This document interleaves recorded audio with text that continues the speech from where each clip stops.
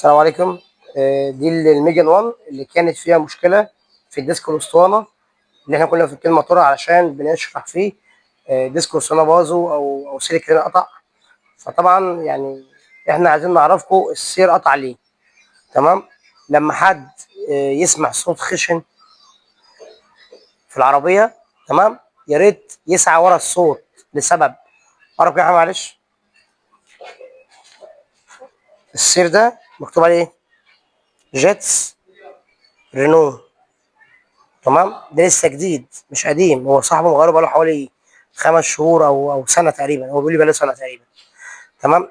اللي خلى السير يقطع معاه كده كده بالظبط كده، تمام، ان هو عنده كان بلي السير الدنيا مخشنه معاه. تمام. بتاعه الباور. طبعا هو ما اهتمش بيها. ماشي. اللي هي البليه دي ما اهتمش بيها. ماشي. طبعا برضو الدينامو نفسه قفش منه على الطريق بسبب ان هو كان عامل خشونه، وكان في مشكله معاه في الدينامو ان هو صوته بيصرخ.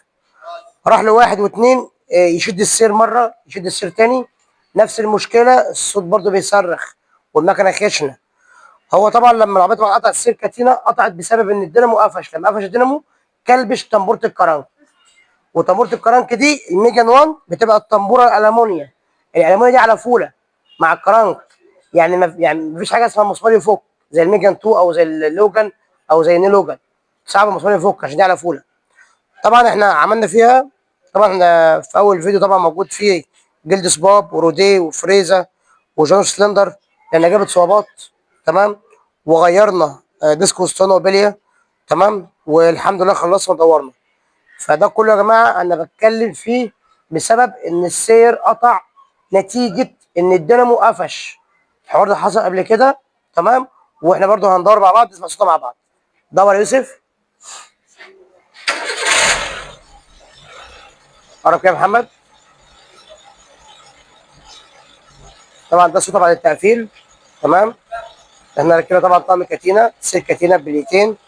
وعملنا. وعلى فكره يا جماعه الدينامو اي دينامو ليه قطع غيره بتصلح عادي جدا ومفيش مشكله خالص. احنا طبعا جبنا طقم جلد سباب وروديه وفريزا والصبابات وجار سلندر. وغيرنا طقم كاتينا وغيرنا بليتين دينامو.